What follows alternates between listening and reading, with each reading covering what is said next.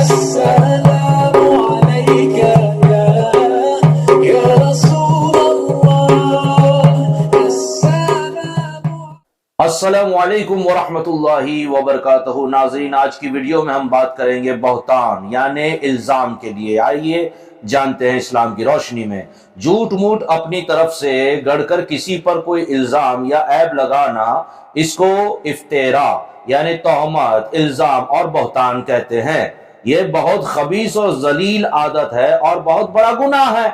خاص کر کسی پاک دامن، یہ غور سے سنیے گا، خاص کر کسی پاک دامن مرد یا عورت پر زیناکاری کی تہمت لگانا، یہ تو اتنا بڑا گناہ ہے کہ شریعت کے قانون میں اس شخص کو 80 کوڑے مارے جائیں گے۔ اگر شریعت کا قانون اس ملک میں ہے اور وہاں اگر کسی پاک دامن مرد یا عورت پر زنا کا الزام لگایا تو لگانے والے کو 80 کوڑے مارے جائیں گے، اور دوسری سزا یہ ہے کہ عمر بھر کسی معاملے میں اس کی گواہی قبول نہیں کی جائے گی، اور قیامت کے دن یہ شخص دوزخ کے عذاب میں گرفتار ہوگا۔ یعنی 80 کوڑے تو مارے ہی جائیں گے، لیکن اس کی گواہی بھی، کسی بھی معاملے میں گواہی قبول نہیں کی جائے گی شریعت کے حساب سے، اور جہنم میں بھی وہ داخل ہو جائے گا۔ اب ذرا بات کر لیتے ہیں جھوٹ پر۔ یہ وہ گندی، گھنونی اور ذلیل عادت ہے کہ دن و دنیا میں جھوٹے کا کہیں کوئی ٹھکانہ نہیں۔ ہم کہتے ہیں نا، گھر کا بھیدی لنکا ڈائے وغیرہ، ایسی مثال ہے۔ آپ جھوٹوں کو نہیں پہنچ سکتے، آپ بڑے سے بڑے مفتی ہو، بڑے سے بڑے عالم دین ہو، لیکن اگر سامنے کوئی جھوٹ بول رہا ہے تو آپ اس کو نہیں پہنچ پائیں گے، مطلب نہیں ہرا پائیں گے۔ جھوٹا آدمی ہر جگہ ذلیل و رسوا ہوتا ہے اور ہر مجلس اور ہر انسان کے سامنے بے وقار اور بے اعتبار ہو جاتا ہے۔ اور یہ اتنا بڑا گناہ ہے کہ اللہ تعالیٰ نے قرآن مجید میں اعلان فرما دیا ہے کہ لعنت اللہ علی الکاذبین، یعنی کان کھول کر سن لو کہ جھوٹوں پر خدا کی لعنت ہے اور وہ خدا کی رحمتوں سے محروم کر دیا جاتا ہے۔ قرآن مجید کی بہت سی آیاتوں اور بہت سی حدیثوں میں بھی جھوٹ کی برائیوں کا بیان ہے۔ اس لیے یاد رکھو کہ ہر مسلمان مرد و عورت پر فرض ہے کہ اس لعنتی عادت سے زندگی بھر بچتا رہے۔ ہر مسلمان اور عورت پر یہ فرض قرار دے دیا گیا ہے کہ جھوٹ بولنے سے بچتے رہیں، جھوٹ نہ بولیں۔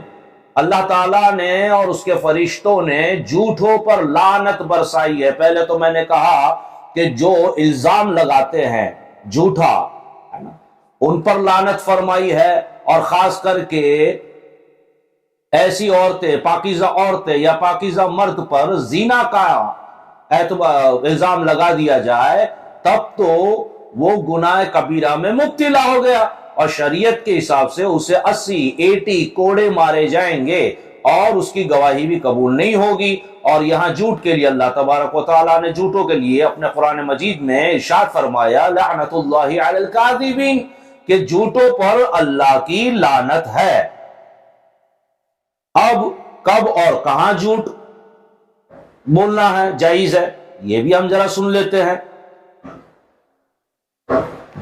ظالم سے اپنی جان بچانے کے لیے یا دو مسلمانوں کو جنگ سے بچانے اور صلح کرنے کے لیے اگر کوئی جھوٹی بات بول دے تو شریعت نے اس کی رخصت دی ہے۔ یعنی ظالم سے بچنے کے لیے یا دو مسلمانوں میں آپس میں صلح کرانے کے لیے جھوٹ بولے تو شریعت نے اجازت نہیں، رخصت دی ہے، تھوڑی سی ہلکی سی چھوٹ دی ہے، مگر یہاں تک کہ جہاں تک